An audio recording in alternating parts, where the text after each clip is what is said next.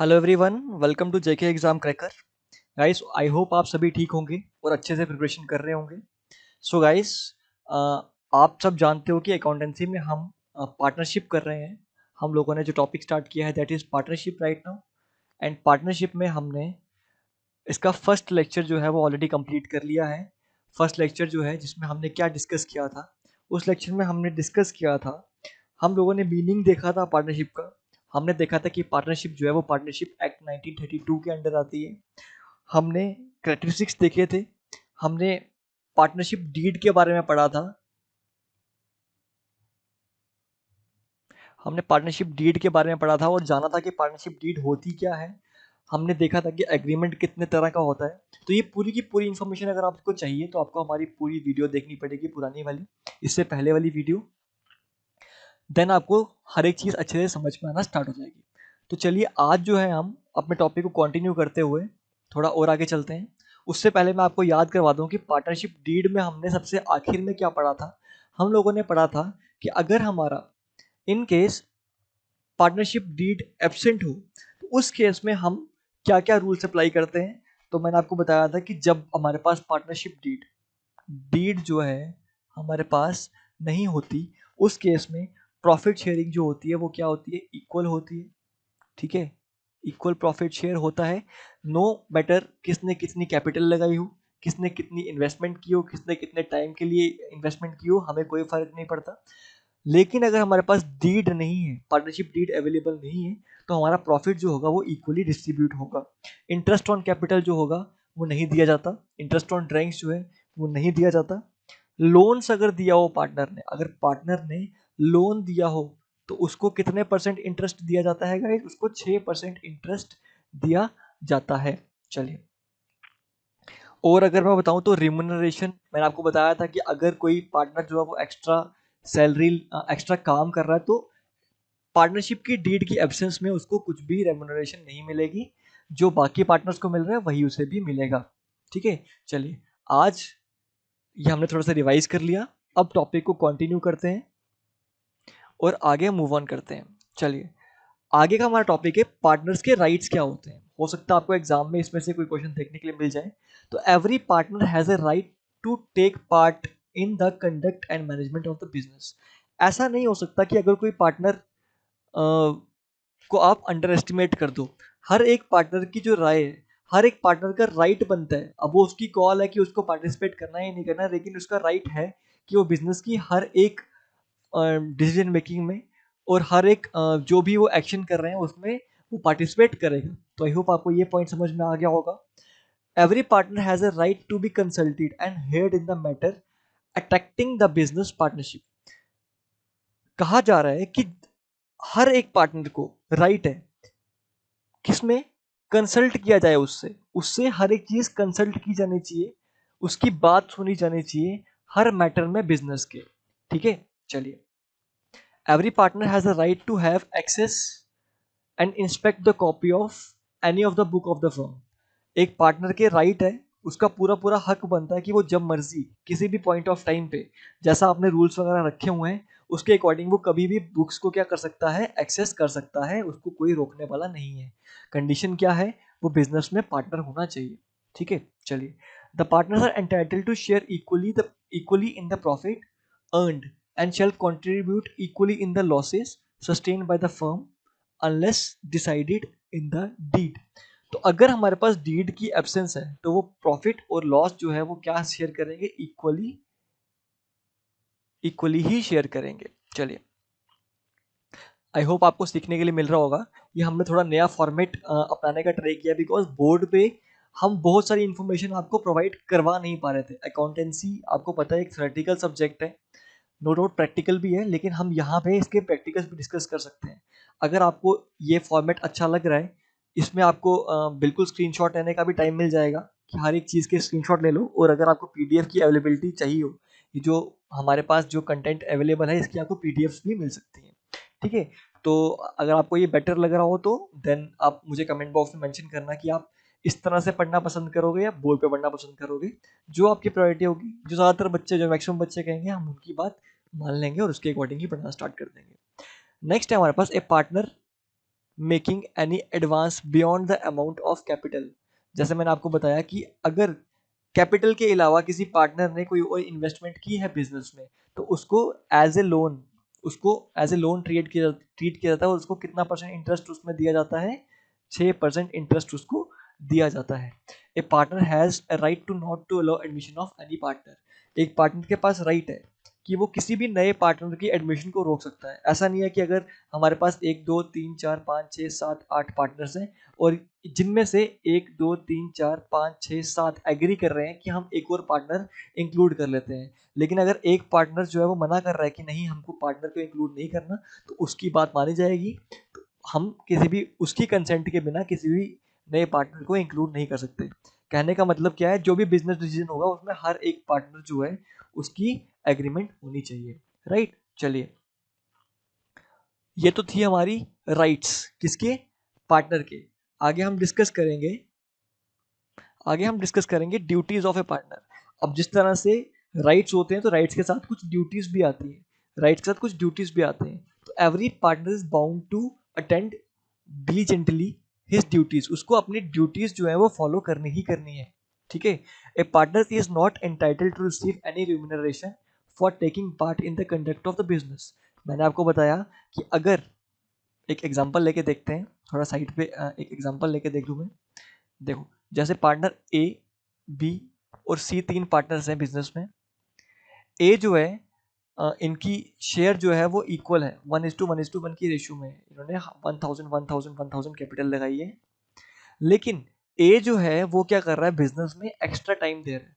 वो कह रहा है कि मैं अकाउंटेंट हूँ और बिजनेस के अकाउंट्स जो है वो मैं संभालूंगा।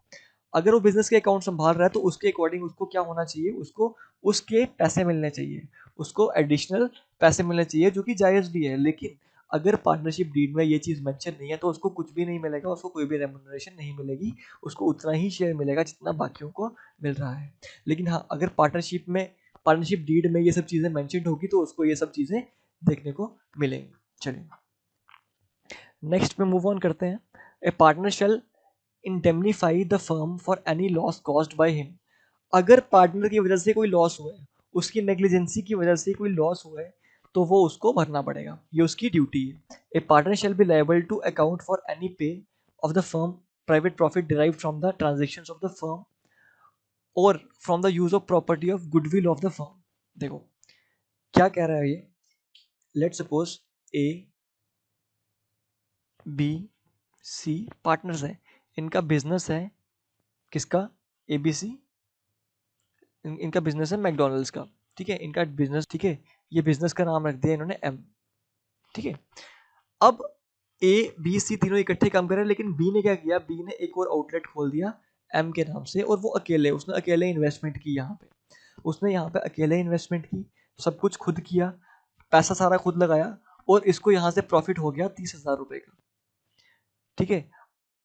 अब मुझे ये एक सवाल उठता है कि क्या एम को, बाकियों को, ये जो मैंने उसने जो दूसरा बिजनेस स्टार्ट किया, इसी बिजनेस के नाम से दूसरा आउटलेट खोला, क्या ए और सी को इसका शेयर देना चाहिए? तो हाँ जी, देना पड़ेगा, क्योंकि उसने बिजनेस का नाम यूज किया। वैसे तो वो बिजनेस का नाम कहीं और यूज नहीं कर सकता, लेकिन अगर उसने बिजनेस की प्रॉपर्टी यूज की है या उसकी गुडविल यूज की है, देन उसको इसका शेयर जरूर देना पड़ेगा। चलिए, नेक्स्ट पॉइंट पे चलते हैं। If A partner carries out any business of the same nature and competing with the firm, he is bound to account to pay to that to firm profit made by him। तो ये वही same point हो गया। वैसे तो अगर आप एक पार्टनरशिप फर्म में हो तो अकॉर्डिंग टू लॉ आप कंपटीटर बिजनेस नहीं खोल सकते। दैट मीन्स अगर ए, बी, सी ने मिलके एक होटल खोला है तो बी अकेला मिलके कोई होटल नहीं खोल सकेगा, ये कंपटीशन आ जाएगा, ठीक है। No partner can act outside the parameters of the authority. किसी भी पार्टनर को जो उसके राइट्स हैं उसके बियॉन्ड जाने की परमिशन नहीं होती। नो पार्टनर कैन असाइन और ट्रांसफर हिज इंटरेस्ट। अब ए, बी, सी, हम इन्हीं की बार बार एग्जांपल ले रहे हैं ताकि इन्हीं से आप समझ आ जाए आपको। ए, बी और सी 3 पार्टनर्स हैं। सी बोल रहा है, सी ने कहा कि भाई मैं बूढ़ा हो गया हूँ, आप मेरी जगह मेरे सन को इंक्लूड कर लो। तो सी के पास ये अथॉरिटी बिल्कुल नहीं है कि वो अपनी पावर्स जो है किसी और को सबमिट करें।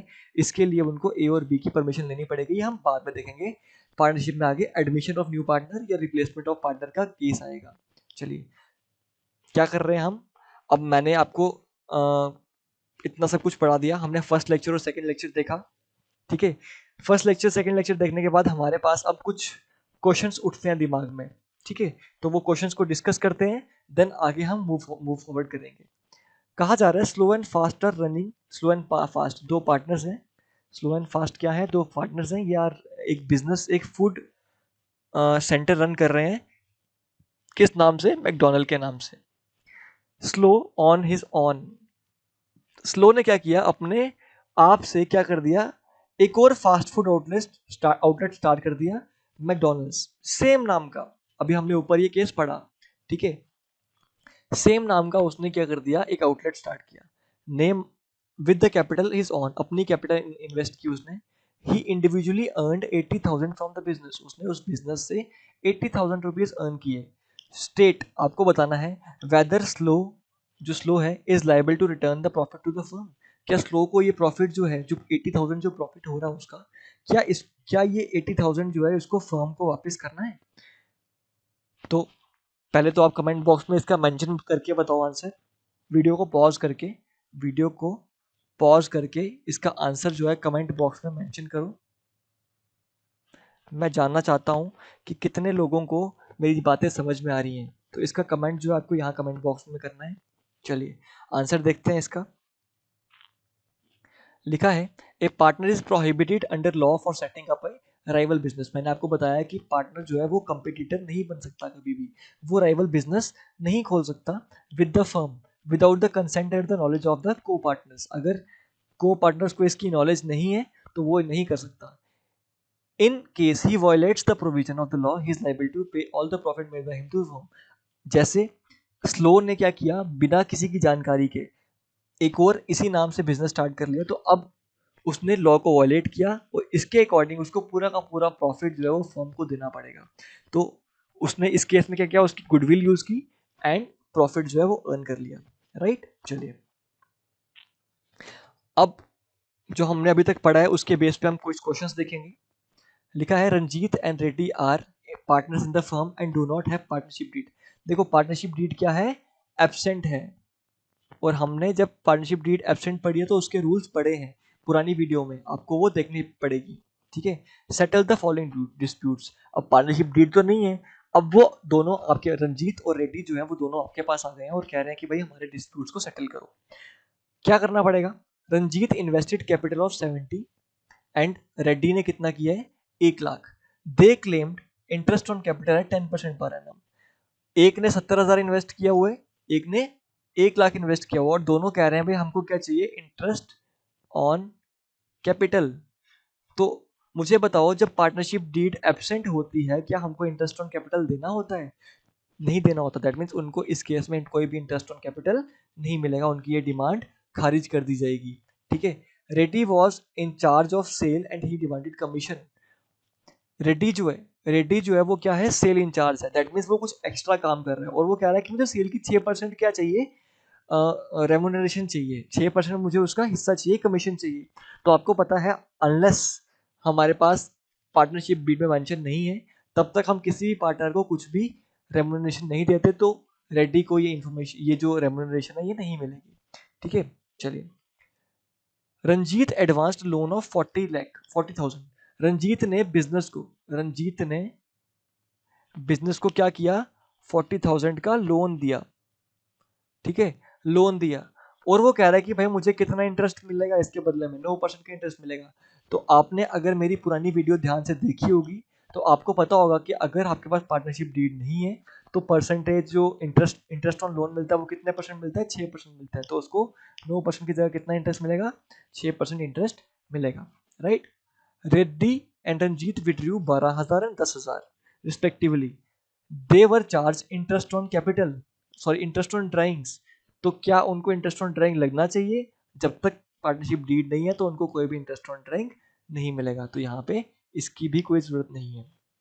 चलिए एक और क्वेश्चन है, ये क्वेश्चन आप खुद करोगे, इस सारे क्वेश्चन की एक कमेंट आपको बनाना है, ठीक है। क्या करना है आपको, ये आपके लिए होमवर्क है, आपको एक कमेंट एक कमेंट लिखना है पूरा, जिसमें point 1, point 2, point 3, point 4, point 5, point 6, और इस तरह से आपको इस सारे पॉइंट्स के आंसर देने हैं। मैं एक बार क्वेश्चन रीड कर लेता हूँ आपके लिए। Ganga and Yamuna invested 1 lakh and 1.5 lakh in the business. They wanted profit to be distributed in the ratio of capital. क्या उनको कैपिटल रेशियो में प्रॉफिट मिलेगा? डीड एब्सेंट है। डीड क्या है? एब्सेंट है। तो आपको पता होना चाहिए कि जब डीड एब्सेंट होती है तो उनको किस रेशियो में प्रॉफिट डिस्ट्रीब्यूट होता है, ये आपको कमेंट बॉक्स में फर्स्ट पॉइंट करके मेंशन करना है। Yamuna spend more time for business, he demanded salary. Yamuna कह रही है कि मैंने बिजनेस में ज़्यादा टाइम लगाया तो मेरे को सैलरी मिलनी चाहिए।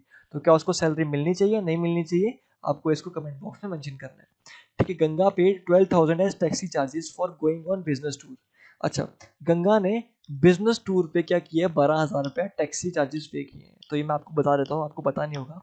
तो अगर वो बिजनेस के लिए कुछ कर रही है और बिजनेस का खर्चा कर रही है तो अमाउंट क्या है? रीजनेबल है। ही क्लेम्स रीइंबर्समेंट। रीइंबर्समेंट क्या होता है? जो आपने खर्चा किया होता है वो आपको वापस मिलता है। ठीक है। तो क्या उसको मिलना चाहिए? तो हाँ, उसको वो 12,000 जो है वापस मिलना चाहिए, बिकॉज वो जेन्युइन है। ठीक है, वो जेन्युइन है। आगे देखो, Yamuna son of Godavari is helping Yamuna in the business.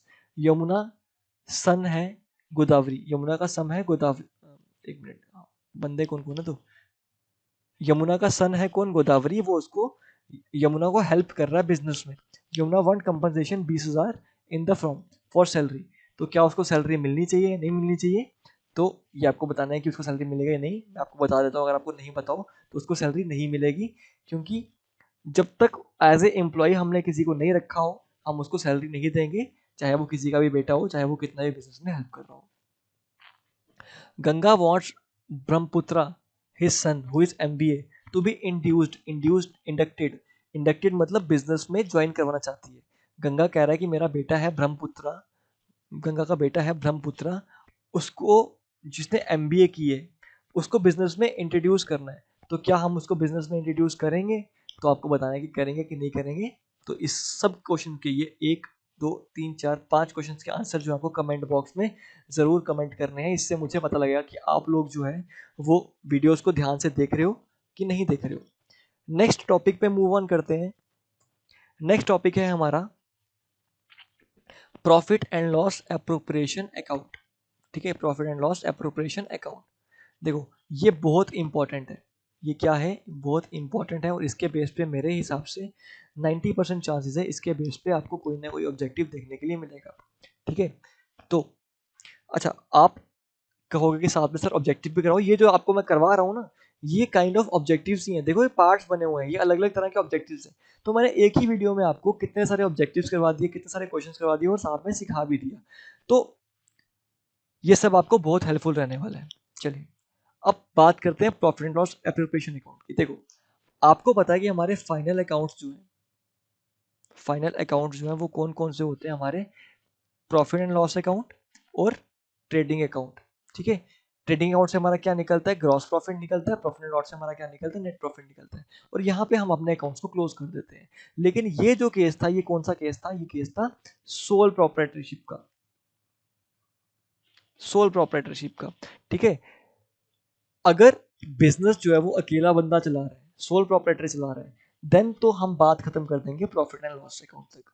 Profit and loss account जो होगा हमारा लास्ट अकाउंट होगा। लेकिन अगर हम पार्टनरशिप में बिजनेस कर रहे हैं तो पार्टनरशिप में जो लोगों का पैसा है, जो हमारे, जो क्या बोलते हैं, हमारे पार्टनर्स हैं, उनका हिस्सा जो है, उनका शेयर जो है वो डिस्ट्रीब्यूट करने के लिए हमको एक अकाउंट बनाना पड़ता है, जिसको क्या बोलते हैं? Profit and loss appropriation account.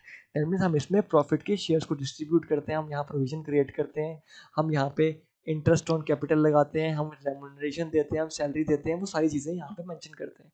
The trading account and profit and loss account shows the gross profit and net profit respectively. All the indirect expenses are debited to profit and loss account and all the indirect incomes are credited to this account. ये हमको पता है, हम discuss कर चुके हैं। The function of the profit and loss account is once over the profit are ascertained. Profit and loss account का काम कहाँ पे खत्म होता है? जैसे ही हमारा नेट प्रॉफिट निकलता है वैसे ही हमारा प्रॉफिट एंड लॉस अकाउंट का काम खत्म हो जाता है। After this profit and loss appropriation account is prepared. इसके बाद क्या करते हैं? Profit and loss appropriation account बनाया जाता है। The account is an extension of profit and loss account. ये क्या है? एक एक्सटेंशन है किसकी? जितनी चीजें मैं आपको पढ़ा रहा हूँ ना, ये सारी आपको ऑब्जेक्टिव्स में पूछी जाएंगी। जब हम टॉपिक करते रहेंगे साथ में, साथ साथ हम क्या करेंगे, ऑब्जेक्टिव्स भी करेंगे, और ये सारी चीज़ें जो है आपको वहाँ पे देखने के लिए मिलेंगी। The net profit as disclosed by the account is transfer to profit and loss appropriation account. जो नेट प्रॉफिट आता है हमारा, लेट सपोज हमारा हमारा ठीक है, हमारा ये प्रॉफिट एंड लॉस का है, और हमारा यहाँ पे बाय नेट प्रॉफिट आ गया हमारा यहाँ पे। अब नेट प्रॉफिट को हम यहाँ पे एक नया अकाउंट बनाएंगे, एक नया अकाउंट यहाँ क्रिएट करेंगे, जिसको क्या बोलेंगे, profit and loss appropriation account. और ये अमाउंट जो है इसको यहाँ पे ट्रांसफर करेंगे, फिर जो पैसे हैं वो यहाँ पे पर्सन्स में डिस्ट्रीब्यूट किए जाएंगे। इसका फॉर्मेट जो है मैं आपको प्रोवाइड करवा दूंगा, इधर थ्रू पीडीएफ और किसी मीडियम से मैं आपको प्रोवाइड करवा दूंगा। ऑल द एप्रोप्रिएशन, जितनी भी एप्रोप्रिएशन होती है, जैसे distribution of payables to partners, partners को जो भी चीज़ें देनी होती हैं अकॉर्डिंग टू डीड, वो कहाँ पे रिकॉर्ड की जाती हैं, वो सारी की सारी कहाँ पे डिस्ट्रीब्यूट की जाती हैं, एप्रोप्रिएशन अकाउंट में डिस्ट्रीब्यूट की जाती है। पर्पस क्या है इसका, पर्पस तो मैंने वैसे आपको समझा दिया। The purpose of the profit and loss appropriation account is to show the distribution of profit among the partners. समझा दिया आपको मैंने, इसको आप रीड कर सकते हो एक बार, ज़्यादा सा डीप में जाने की जरूरत नहीं है, ठीक है, एक बार रीड कर लो, मैं रीड करके आपको बता देता हूँ। The account in this account transaction between the firms and the partners are mainly recorded. जो ट्रांजेक्शन हमारी फर्म्स और पार्टनर्स के बीच में, ठीक है, देखो अगर मैं सैलरी दे रहा हूँ, अगर मैं सैलरी दे रहा हूँ एम्प्लॉय को, अगर मैं सैलरी दे रहा हूँ किसी एम्प्लॉय को, तो वो कहाँ पे रिकॉर्ड होगी, प्रॉफिट एंड लॉस अकाउंट में, ठीक है। लेकिन अगर मैं सैलरी दे रहा हूँ किसको, पार्टनर को, तो ये जो ट्रांजेक्शन है ये बिजनेस और पार्टनर के बीच में, तो इसको कहाँ पर रिकॉर्ड करूंगा मैं, इसको मैं एप्रोप्रिएशन अकाउंट में रिकॉर्ड करूंगा, राइट। चलिए, ज़्यादा डीप में जाने की जरूरत नहीं है, करेक्टरिस्टिक्स देख लेते हैं इसके हम। It is prepared after profit and loss account, profit and loss account के बाद प्रिपेयर किया जाता है। It is prepared for the appropriation for the distribution of profit amongst the partners, मैंने आपको बता दिया।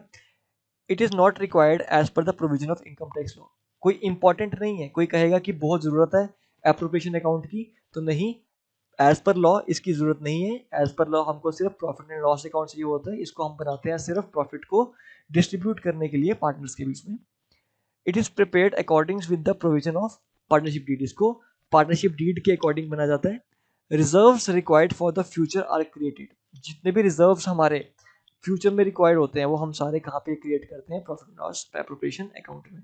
तो ये बहुत इंपॉर्टेंट अकाउंट है, इसके बारे में पूरी की पूरी इन्फॉर्मेशन जो मैंने आपको यहाँ प्रोवाइड करवा दी है।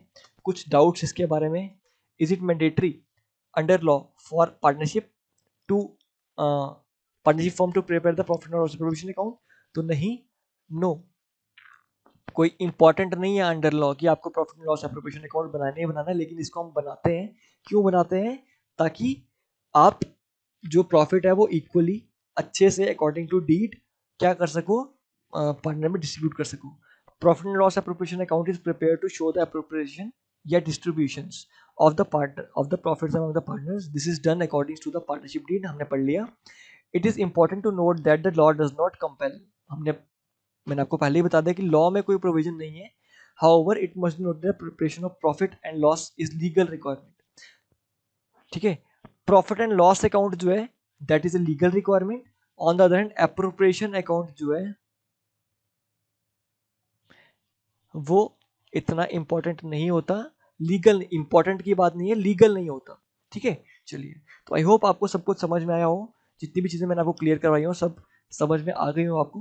अगर आपको वीडियो अच्छी लगी है तो वीडियो को लाइक ज़रूर करना, वीडियो शेयर करो, ताकि बहुत सारे बच्चे और भी ज़्यादा बच्चे जो हैं इसको देख पाएँ, ठीक है, और नॉलेज गेन कर पाएँ हमसे, ठीक है। इससे हम भी मोटिवेट होते हैं, ठीक है।